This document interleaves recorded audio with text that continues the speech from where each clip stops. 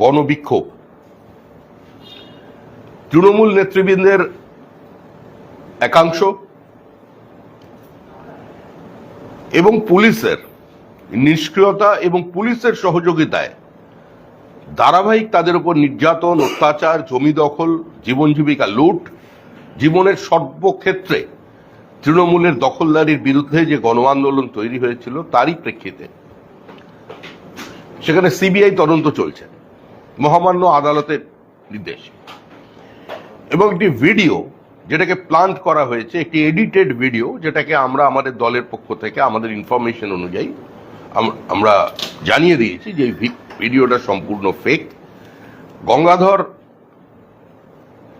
এর নামে যে ভিডিও বাজারে এসেছে সেও নিজে সিবিআইকে ইমেল করে, যেহেতু পুরো তদন্ত প্রক্রিয়াটা চলছে, এই ভিডিও পর্বটি তাদের সামিল করে নেওয়া হয় এবং এর পূর্ণাঙ্গ তদন্ত হয় সেটা দাবি জানায়। এবং দীর্ঘদিন ধরেই অন্তত 28টা লোকসভায় সন্দেশখালীর মহিলারা তারা প্রচার করেছেন যে কিভাবে তৃণমূলের নেতৃবৃন্দ তাদের ওখানে অত্যাচার চালিয়েছেন, তাদের জীবনের সর্বক্ষেত্রকে তৃণমূল কিভাবে প্রভাবিত করেছে এবং কার্যত সেখানের মানুষের সমস্ত অধিকার, মহিলাদের সম্ভ্রম তারা কেড়ে নিয়েছেন। এরই প্রচার করতে গিয়ে গতকাল উলুবেড়িয়ায় 13 জন সন্দেশখালীর মহিলা কাল পৌঁছেছিলেন। তাদের স্থানীয় একটি বাড়িতে আমাদের দলের পক্ষ থেকে তাদের রেখে দেওয়া হয়। তারা যেভাবে সমস্ত জায়গায় প্রচার করছেন, মানুষ তাদের যা প্রশ্ন করছেন, সংবাদ মাধ্যম তাদের যা প্রশ্ন করছেন, স্থানীয় তারা উত্তর দিচ্ছিলেন। পুরো শান্তিপূর্ণ বিষয়। সেখানে হঠাৎ রাত্রিবেলা প্রথমে পুলিশ পৌঁছলে জিজ্ঞাসাবাদ, কোথা থেকে এসেছেন, কজন এসেছেন, তাদের পরিচয় জানতে চায়। তারা তাদের পরিচয় দেয় এবং তারা চলে যায়। যাবার সময় তারা বলে যায় যেখানে আলো জ্বলছিল, বাইরে থেকে আমরা দেখলাম, জামা কাপড় দেখতে পেলাম, কিছু মানুষজন এসছেন, তাই আমরা তাদেরই সাহায্য করতে এখানে পৌঁছেছিলাম। পুলিশ প্রাথমিকভাবে এই বক্তব্য রাখে। মাত্র 5 মিনিটের মধ্যেই সেই পুলিশ আরেকজন স্থানীয়, মানে এনাদের বক্তব্য অনুযায়ী, যার কোনো পুলিশি পোশাক ছিল না, মানে কার্যত তৃণমূল নেতা, আমাদের ওখানে দলীয় কর্মীদের বক্তব্য, তার নেতৃত্বে এবং কয়েকজন সিভিক ভলেন্টিয়ার্সের নেতৃত্বে সেখানে পুলিশ আসে। মহিলা পুলিশও ছিল, কিন্তু মহিলা পুলিশদের থেকে বেশি সক্রিয় ছিল যারা অন্যান্য পুলিশ ছিলেন। এবং সেখানে একজন, যিনি তথাকথিত পুলিশ নন, যেরকম হয়ে থাকে হাওয়াই চটি পুলিশ আর কি, তার উদ্যোগটা অত্যন্ত বেশি ছিল। কার্যত তাদের টেনে হিঁচড়ে দুটো গাড়ির মধ্যে তোলা হয় এবং সেখানে যখন পর্যাপ্ত জায়গা পর্যন্ত গাড়িতে তোলার মতো অবস্থায় নেই, তখন দুজন মহিলা, তার মধ্যে একজন আমার পাশে বসে আছেন আর একজন উনি আছেন, এই দুজনকে তারা বলেন বসার জায়গা নেই, কোথায় বসবো। তাদেরও একটি অশালীন ভাষায়, তখন সেটা আর করলাম না আমরা, তাদের সেই ভাষায় কথা বলা হয়। এরপরে থানায় নিয়ে গিয়ে তাদের সমস্ত আধার কার্ড কেড়ে নেওয়া হয়, মোবাইল নিয়ে নেওয়া হয়, স্বামীরা কি করে জানতে চাওয়া হয়, এবং স্বামীরা কি করে মহিলাদের সাহস দিয়েছেন এত পাঠানোর এখানে, তাদের দেখে নেওয়ার ব্যবস্থা, সমস্ত হিসাব নিকাশ করবেন, এই বলে তাদের উপরে নির্যাতন চলে। আমি তো আর প্রত্যক্ষদর্শী নই, যারা ছিলেন তারা এখানে এসেছেন। তাদের মোবাইল নিয়ে নেওয়ার পরে পরবর্তীকালে তাদের তৃষ্ণার, গভীর রাতে মহিলাদের এইভাবে তুলে নেওয়া যায় না, এর কোনো আইনি বৈধতা নেই। পশ্চিমবঙ্গে বসবাসকারী, ভারতবর্ষে বসবাসকারী যে কোনো পুরুষ, যে কোনো মহিলা, যে কোনো সময় দেশের যে কোনো জায়গায় যেতে পারেন। এরকম কোনো বিষয় নয় যে নির্বাচনের প্রচার শেষ হয়ে গেছে সেই লোকসভা কেন্দ্রে, তাই রাতে এসে পুলিশ তুলে নিয়েছে। যদি সেটা হতো সেটা বোঝা যেত, কিন্তু উলুবেড়িয়া লোকসভা কেন্দ্রের এখন পর্যন্ত ভোটের প্রচার শেষ হয়নি, পুরোপুরি প্রচারের আছে সকলে। সেখানে তাদের প্রচার করতে দেওয়া হবে না, তুলে নিয়ে যাওয়া হলো এবং বলা হচ্ছে তোমাদের প্রোটেকশনের জন্য আমরা এই ব্যবস্থা করেছি, করে তাদের পানীয় জলটুকু পর্যন্ত দেওয়া হলো না। এবং অবশেষে তাদের ফেরত পাঠানো হয়েছে কোথায়? তাদের উলুবেড়িয়া ফেরিঘাটে তুলে দেওয়া হলো, জলে তুলে দিয়ে তাদের আধার কার্ড, তখন শেষ মুহূর্তে তাদের আধার কার্ড ফেরত দেওয়ার জন্য পালিয়ে দেওয়া হলো। এই যে তৃণমূলী পদ্ধতি, একদিকে তৃণমূল বলছে যে ফেক ভিডিওর মধ্যে দিয়ে সমস্ত প্রমাণিত হয়ে গেছে পুরো বিজেপির এটা চক্রান্ত। রাজ্যের মুখ্যমন্ত্রী, তিনি একজন মহিলা মুখ্যমন্ত্রী, তিনি বলছেন পুরোটাই বিজেপির সাজানো প্লট। এমনকি এ নিয়ে বিজেপিকে দেশদ্রোহী পর্যন্ত বলবার শুরু করে দিল তৃণমূল কংগ্রেস। কিন্তু কার্যত প্রকৃত তথ্য যাতে সামনে না আসে, এই ভিডিওর কথাটা যাতে সন্দেশখালীর মহিলারাও না প্রচার করে, তার জন্য একদিকে যেমন এই কথাটা বলার সাহস দেখাচ্ছে না তৃণমূল কংগ্রেস, সন্দেশখালীর মহিলাদের মাঝখানে গিয়ে আমাদের রাজ্যের মহিলা মুখ্যমন্ত্রী, যার দীর্ঘদিনের মহিলাদের স্বার্থে লড়াই করার একটা বিরোধী অবস্থানে থেকে একটা ইতিহাস আছে, তিনি পর্যন্ত সন্দেশখালীতে গিয়ে তার এই বক্তব্য যেগুলো বিভিন্ন মঞ্চে তিনি রাখছেন তিনি দিতে পারলেন না। আর যারা যাচ্ছে সন্দেশখালীর মহিলারা এখনো একইভাবে তাদের উপরে দখলদারি চলেছে। একই সঙ্গে প্রকাশ্যে যে অভিযোগ ছিল, সেখানে শেখ শাহজাহানের পাশে দল দাঁড়িয়ে পড়েছে এবং তাকে গ্রেপ্তার করা বা তাকে সাসপেন্ড করা অপরাধ হয়েছে। মানে কারোর বাড়িতে যদি কেন্দ্রীয় তদন্তকারী সংস্থা যায় এবং তাদের যদি আক্রমণ করে সেই অফিসারদের মাথা ফাটিয়ে দেওয়া হয়, তৃণমূলের অভিধানে এটা কোনো অপরাধ নয়। এটা নিয়ে দল তার পাশে থাকবে, এ বার্তাও দলের পক্ষ থেকে দেওয়া হয়েছে। এটা আমরা সামনে নিয়ে এলাম। আপনাদের যদি কোনো প্রশ্ন থাকে, কারণ এখানে যারা আছেন এরা এই গণ আন্দোলনে সামিল হয়েছিলেন, এদের মধ্যে সিংহভাগ যারা ছিলেন তারা তৃণমূল কংগ্রেসের সমর্থক ছিলেন। তারা মুখ্যমন্ত্রী মমতা বন্দ্যোপাধ্যায়ের ছবি দেখে মুখ্যমন্ত্রী মমতা বন্দ্যোপাধ্যায়কে ভোট দিতেন। যারা এখানে বসে আছেন তারা প্রায় সকলেই ওই তফসিলি এবং তফসিলি উপজাতি সম্প্রদায়ের মানুষ, যারা 1000 টাকা করে লক্ষ্মীর ভান্ডার পেয়েছিলেন, কিন্তু তারপরে তারাই প্রতিবাদ করেছেন এবং তারা বর্তমানে বিজেপির হয়ে প্রচার করছেন। এটা যে একটা মানুষের, মহিলাদের স্বতঃস্ফূর্ত অভিব্যক্তি, একটা নির্দিষ্ট রাজনৈতিক দলকে বেছে নেওয়া বা তাকে সমর্থন করা, তার হয়ে প্রচার করা অধিকারটা যে সাংবিধানিক অধিকার, এটাই হচ্ছে আমাদের বক্তব্য, যেটা এ রাজ্যে লঙ্ঘিত হয়ে গেছে। সেই অধিকারটাকে বাজেয়াপ্ত করে নেওয়া হয়েছে। আজকে আপনাদের যদি বিশেষ কোনো প্রশ্ন থাকে, উনি আছেন, ওনাকে প্রশ্ন করবেন, সে আপনার উত্তর দেবেন।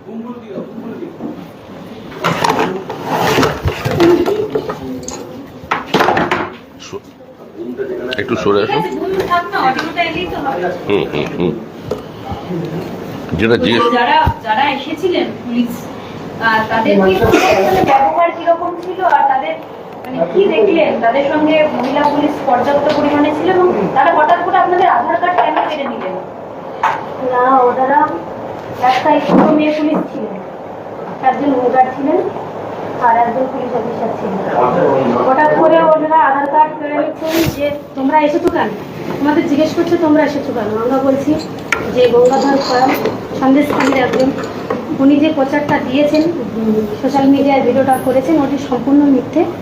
আমরা তার প্রচারেই এসেছি। বলছেন কোন প্রচারে এসছেন? আমরা বলছি ভারতীয় জনতা পার্টির প্রচারে এসেছি। তা এবার আমাদের পুলিশ অফিসাররা বলছেন এটা চলবে না, এখানে চলবে না, আমাদের সঙ্গে চলে যেতে হবে, তোমাদের প্রোটেকশন দেওয়ার মতো লোক আছে? আমরা বলছি হ্যাঁ আছে। বলছে না, চলুন আমাদের সঙ্গে, ওখানে গেলেই কথা হবে। এই বলে আমাদের জোরপূর্বকভাবে ওরা গাড়িতে ট্রেনিং করে নিয়ে থানায় চলে যেত। এটা কটার সময় হয়েছিল? রাতে রাত 12:15। কি এত কথা বললে? প্রথমে গিয়েছিলেন ওরা, আধার কার্ডগুলো নিলেন, ছবিটা তুললেন, পরিষ্কার করলেন যে আমরা ঘুমিয়েছিলাম। বলছেন তোমরা ওঠো, মুখ ঢেকে রেখেছো কেন? আমরা বলছি কেন মুখ ঢেকে রাখবো কেন, আমরা প্রচারে এসেছি, মুখ ঢাকবো না। বলছে মুখটা খুলুন, আমরা ভিডিও করবো।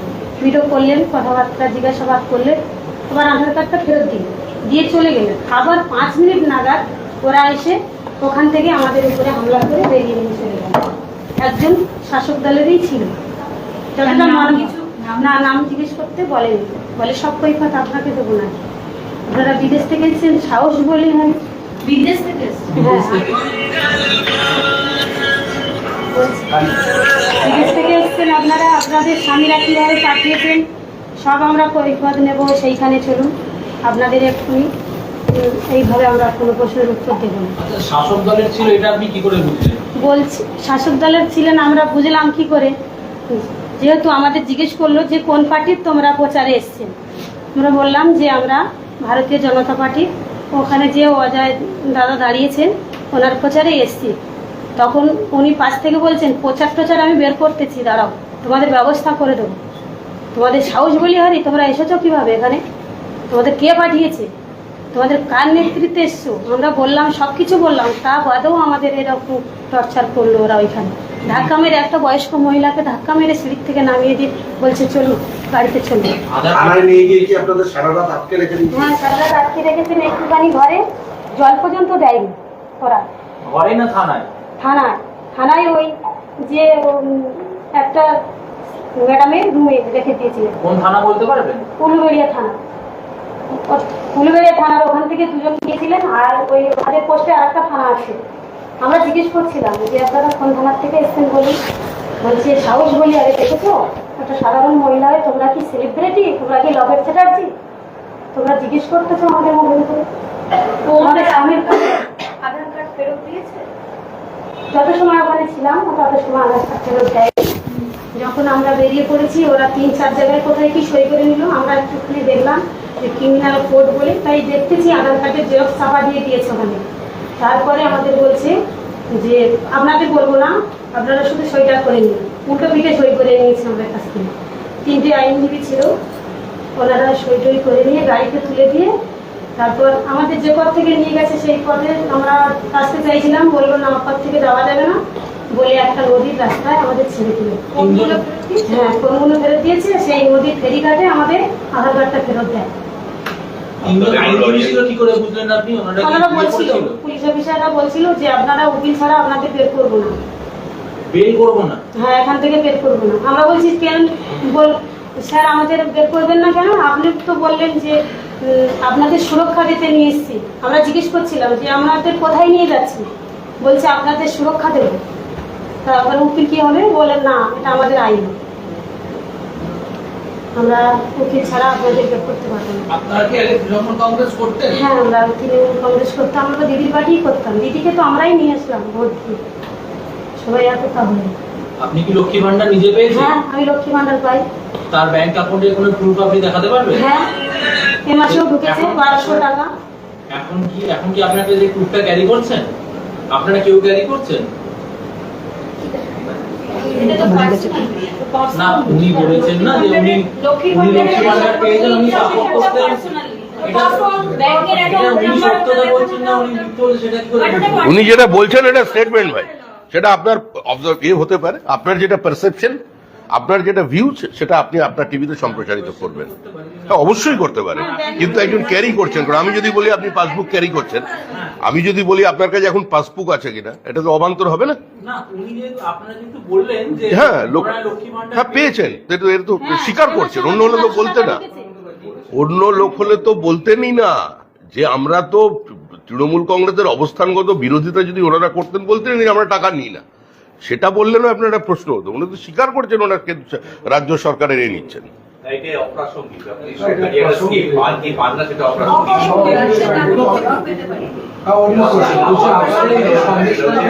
আপনাদের উকিল ছিল এখানে? না, আমরা আপনাদের কোনো উকিল ছিল না? আমাদের কি তাদের আমরা জানি না, উকিল কোনো কারে আমাদের সই করে কি পেপারে সই করেছেন কিছু জানেন না। একটা আমার কাছ থেকে নিজে হাতে লিখে নিয়েছেন যে ফোন জমা ছিল, বলছেন আপনি লিখেন যে আপনার ফোন আপনি থানার থেকে সুরক্ষাভাবে পেয়েছেন। আমি নিজে হাতে লিখে দিয়ে এসেছি ওখানে, যে ফোনটা আমি সুরক্ষাভাবে পেয়ে গেছি। তারপরে আর 2-3টে সই করিয়েছে, একটা বড় টাইপ করা হাতের লেখা, সেই প্রথম পৃষ্ঠাটায় লেখা আমাদের সই করায়নি, লাস্ট পৃষ্ঠায় সই করিয়েছে, উপরে ছিল ক্রিমিনাল কোড। এটাই দেখতে পেয়েছি। দেখতে পেয়ে আমি জিজ্ঞেস করছিলাম যে স্যার আপনার সাথে আমরা কিছু কথা বলতে পারি এ বিষয়ে সই করা? বলছে পরে বলবেন। সেখান থেকে আর আমাদের কোনো উত্তর দেয়নি। এরকম কিছু বলেনি যে আপনি এলাকায় ঢুকতে পারবেন না? না, কিছু বলেনি। আবার যাবেন? হ্যাঁ, আমরা প্রচার করবো তো। আপনারা কি চাইছেন? আমরা চাইছি যে মিথ্যে কথা আমাদের দেশে যেটা রটানো হয়েছে, আমরা তার অন্যই চাইছি যে কেন মিথ্যে কথা বলবেন। আমরা তো সত্যি যেখানে যারা হয়েছে সেটা আমরা সত্যি কথাই বলছি। উনি মিথ্যে কথা, উনি তো বলছেন যে আমাকে সাজানো হয়েছে। ভিডিওটা করেছেন উনি অ্যাকচুয়ালি সোনার গলার না কেটে কেটে ভিডিও করেছেন। মুখটা আগে নড়তেছে, সাউন্ডটা পরে আসতেছে না, আমরা নিজের চোখে দেখেছি। আমরা যে মহিলাটা বিক্ষোভ করছিলাম না, আমরা টিএমসি করি, দেখেছিলাম দিদিকে, দিদি আসুন আমাদের একটু দেখে যান পরিস্থিতি।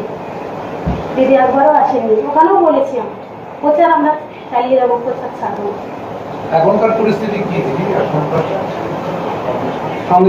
এখন সন্দেশকারী পরিস্থিতি কি, এখন আমরা শুনতে পাচ্ছি যে আমাদের বাড়ি, আমাদের থানায় ধরে নিয়ে গেছে, ওখানে সব প্রচার হয়ে গেছে।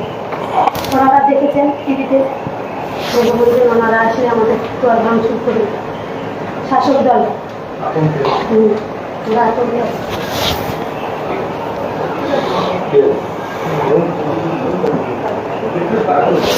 ঠিক আছে, পাপড়ি করণ কামিলা, পাপড়ি করণ কামিলা, কামিলা। তুমি তো এসছি, তোমার তো 1,000 টাকা পাওয়ার কথা, তুমি তো এসছি ভাই কমিউনিটি। হ্যাঁ, আমি আমার কাস্ট সার্টিফিকেট আছে, 1,000 টাকা করে পাই। 1,000। এখন এই মাসে 1200 টাকা ঢুকেছে, আমি চেক করে দেখেছি। সে সময় থানা থেকে আপনাদের মানে এসে রাত 12টা 12:30টায়, থানা থেকে রাত 12টা 12:30টায় আপনাদের ধরতে এসেছিল, সেই সময় কি আমরা বিজেপি নেতৃত্বকে জানাতে পেরেছিলাম? আমরা জানিয়েছিলাম প্রথমে, আচ্ছা। সর্বপ্রথম যখন এসেছিল আমরা জানিয়েছি। ওখানে একটা বিজেপি নেতৃত্ব দাদা ছিল, বলছে এখানে কি হচ্ছে আমরা দেখতেছি। তারপরে দাদাটা 5 মিনিট পরে কোথায় দেখলাম না, দাদাটাকে বাড়ি চলে যাওয়ার কথা বললো, আমাদেরও খুব বললো যে তোমরা আলো লিবিয়ে ঘুমিয়ে পড়ো, সকালে আপনাদের একটু যেতে হবে থানা। বলছি ঠিক আছে, সকালে যাব। 5 মিনিটের ভিতরে ওরা আবার উঠে আসলো। ওরা এসছিল 4 জন, তারপরে এসছে 10-12 জন। কোনো অফিসারের কি নাম দেখেছেন? না কোনো নাম জিজ্ঞেস করেছিলেন? কাউকে জিজ্ঞাসা করেননি? না, আমি একটা নাম জিজ্ঞেস করছিলাম। হ্যাঁ, নাম জিজ্ঞাসা করেছিলাম, তখন বলছে নাম বলতে হবে কেন আপনাকে, আপনি কি ডিএম হয়ে গেছেন, আপনাকে নাম বলতে হবে? নাম অনেকের তো এখানে বুকে ব্যাচে লেখা থাকে, কারণ কি আপনি নোটিস করেছিলেন? না না না, কারণ আপনি তো ওই কোর্ট পেপারটা দেখেছিলেন ক্রিমিনাল, সেরকম কোনো থানার অফিসারের কি এখানে তার নামটা দেখেছিলেন? না, আমি খেয়াল করিনি। ওনারা কি কেউ ড্রেস পরেছিল না, ইউনিফর্ম পরেছিল না? ইউনিফর্ম পুরো ছিল, আমি তো নাম ছিল না কেন? হ্যাঁ নাম ছিল, হয়তো আমি খেয়াল করিনি। শ্রমিকদেরকে অনুপ্রশ্ন দিয়েছিল। হ্যাঁ। হ্যাঁ, একটু প্রসঙ্গ। বলছি মমতা বন্দ্যোপাধ্যায় আজকে প্রথম যোগ্য শব্দটা উচ্চারণ করলেন। যোগ্য শব্দটা ভাষণ দিতে গিয়ে উনি বললেন, প্রধানমন্ত্রীকে উদ্দেশ্য করে, তুমি এত হিংসুটে কেন? হ্যাঁ, তুমি এত হিংসুটে কেন? যারা চাকরি মানুষ খেকো ভাগ হয়েছে, তুমি চাকরি খেকো হচ্ছ, যারা যোগ্য প্রার্থী তাদের চাকরি নিয়ে নিচ্ছ। তাহলে মুখ্যমন্ত্রী তো নিজেই অযোগ্যের কথা স্বীকার করছেন। আমরা তো এটাই বারবার বলছি।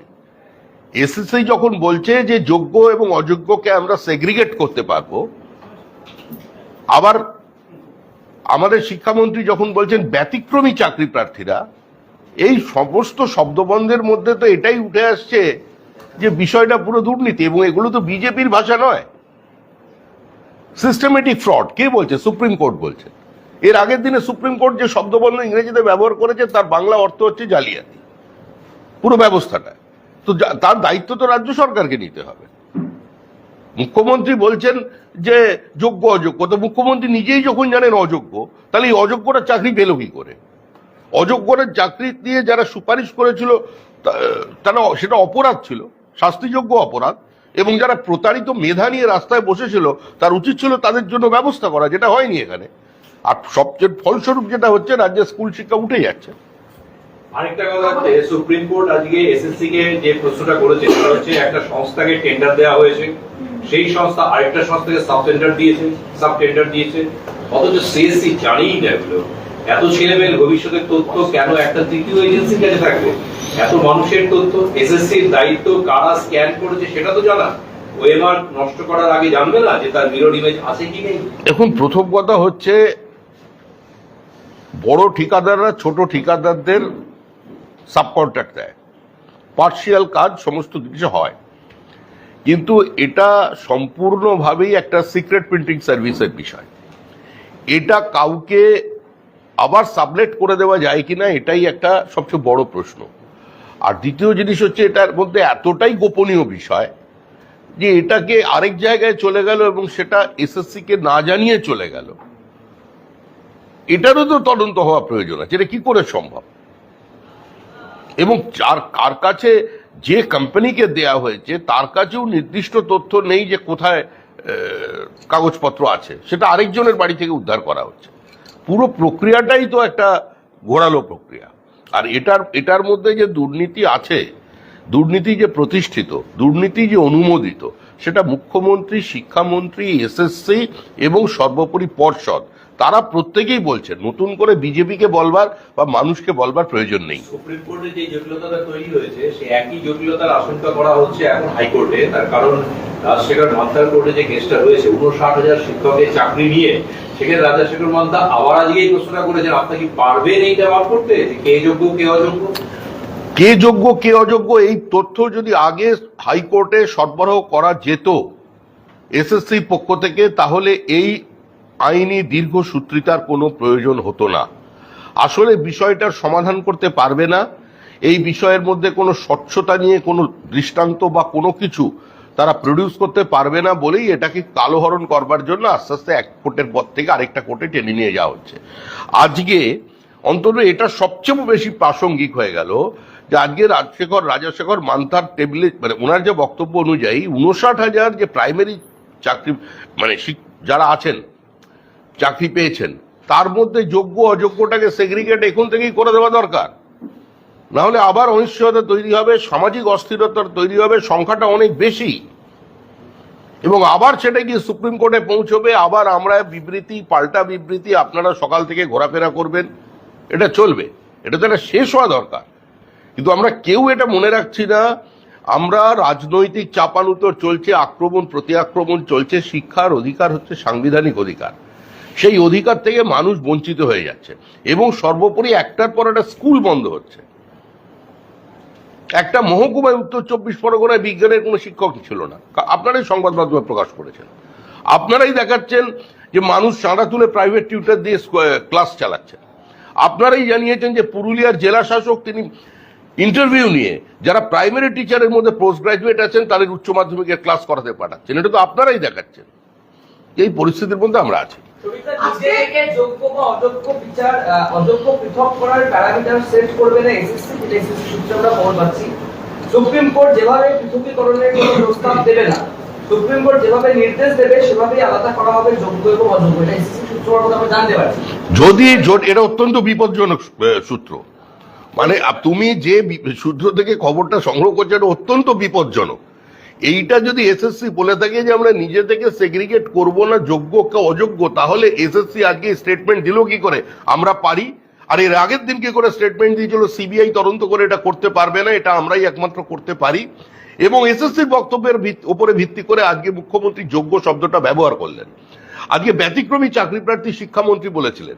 এখন যদি তারা সেগ্রিগেট না করে আরো অপেক্ষায় বসে থাকে যে সুপ্রিম কোর্ট যেভাবে আমাকে নিতে বলবে তারপরে আমি সেগ্রিগেট করব, তাহলে ভবিষ্যতে কি হবে? ভবিষ্যতে এটাই হবে, ওই ডিভিশন বেঞ্চের যে রায় আবার ওইটাকে এস্টাবলিশ করে দেবে সুপ্রিম কোর্ট, এবং সেক্ষেত্রে আবার এই যারা যোগ্য আছে তারা সর্বনাশ হবে। এখানে একটা প্রশ্ন, যে এসএসসি কি আদৌ যোগ্য অযোগ্য আলাদা করার সদিচ্ছা আছে নাকি সময় কেনার চেষ্টা করছে এসএসসি? না, আমরা তো মনে করি যে সদিচ্ছা আছে কি, তারা পরিস্থিতির বাধ্যবাধকতা আছে কি, রাজনৈতিক নির্দেশে তারা এটা করছে না, এটা তো আমাদের পক্ষে বোঝা সম্ভব নয়। আমরা দেখলাম এতদিন পর্যন্ত হাইকোর্টে তারা দিলেন না, এটা তো প্রথম তাদের জিজ্ঞাসা করা উচিত। এটা আমাদের রাজনৈতিক প্রশ্ন।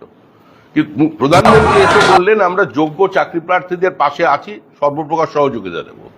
তারপরের দিন এসএসসি বলল আমরা যোগ্য অযোগ্যকে পৃথক করতে পারবো। তো এই যে পৃথকীকরণের যে ফর্মুলা, সেগ্রিগেশন যেটার উপরে ভিত্তি করে হবে, সেইটা কে ঠিক করবে? সেটা তো এসএসসিকে ঠিক করতে হবে। সেই জন্য তারা আগে হলফনামা দিয়ে বলুক যে এরা যোগ্য এরা অযোগ্য। এখন যদি তারা বলে, যদি এই সূত্র ঠিক হয়ে থাকে, আমি আবার বলছি এটা বিপজ্জনক, আবার আমরা সুপ্রিম কোর্টের জন্য অপেক্ষা করব। মানে 16ই জুলাইয়ের পরেও এটা চলবে, মানে আবার দীর্ঘসূত্রিত একটা তৈরি হবে, যেভাবে ডিএ না দেব না বলে একটার পর একটা চলছে। আজকে প্রধান বিচারপতি বলেছেন আমরা এখানে বিচারপতি অভিজিৎ গঙ্গোপাধ্যায়ের যাচাই করতে আসিনি, মন্তব্য করেছেন প্রধান বিচারপতি। তিনি বলেছেন এছাড়া হাইকোর্টের জাজেদের বিরুদ্ধে অ্যালিগেশন আনা বন্ধ করুন, আমরা আইনজীবী, আমরা রাজনীতিবিদ নই। আমরা আইনজীবী, আমরা রাজনীতিবিদ নই। হাইকোর্টের বিচারপতি বলেছে, সুপ্রিম কোর্টের বিচারপতি বলেছেন যে অভিজিৎ গঙ্গোপাধ্যায়ের সম্পর্কে অ্যালিগেশন আনা বন্ধ করুন।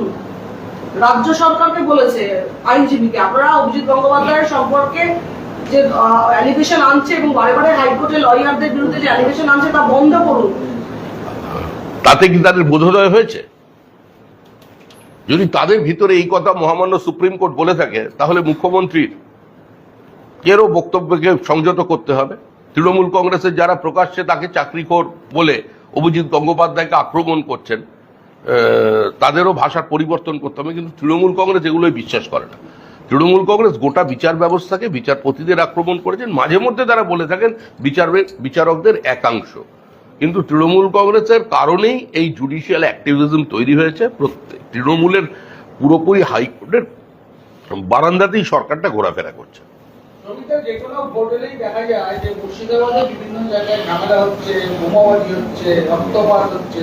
সেই জায়গায় দেখা গেছে এবারে লোকসভা ভোট একেবারে অন্যরকম ছবি, মুর্শিদাবাদ জুড়ে। না, এটা ঠিকই। মুর্শিদাবাদ জেলায় অতীতে যে ধরনের প্রাণহানি পঞ্চায়েত থেকে শুরু করে মানে বিধানসভা, লোকসভায় যা দেখা গেছে, ডোমকল, বিশেষ কয়েকটি জায়গায় যে চিত্র ছিল, এবারে সেটা দেখা যায়নি। এর জন্য নির্বাচন কমিশনকে ধন্যবাদ জানাতে হবে। তবে তৃণমূল কংগ্রেস সর্বত্রই চেষ্টা চালিয়েছে। আমাদের দলের পক্ষ থেকে আমরা 57টা অভিযোগ জানিয়েছি। আমাদের জঙ্গিপুরে যিনি প্রার্থী আছেন, তাকে বুথ কেন্দ্রের মধ্যেই তৃণমূল কংগ্রেসের ব্লক সভাপতি আক্রমণ করে। কিছু জায়গায় আমাদের এজেন্টদের তুলে দেওয়া হয়েছিল, আমরা তাদের আবার পরবর্তীকালে সেখানে বসিয়েছি। আমরা বলেছি বিশেষ সম্প্রদায় বেছে বেছে কিছু জায়গায় ভোট দিতে বাধা দান করা হয়েছে। আদিবাসীদের বেশ কয়েকটা অঞ্চলে তাদের যে ভোট দিতে না পারে সে ব্যবস্থা করা হয়েছে। চেষ্টা চলেছে ভোটকে অশান্ত করা। তবে যে ধরনের হিংসা এই ধরনের বিশেষ কয়েকটা কেন্দ্রে মানুষ দেখে অভ্যস্ত ছিল, আজ এবারে সেটা হয়নি বা হতে দেওয়া যায়নি। এর জন্য নির্বাচন কমিশনের সাফল্য, তাদের ধন্যবাদ জানানো উচিত। ঠিক আছে,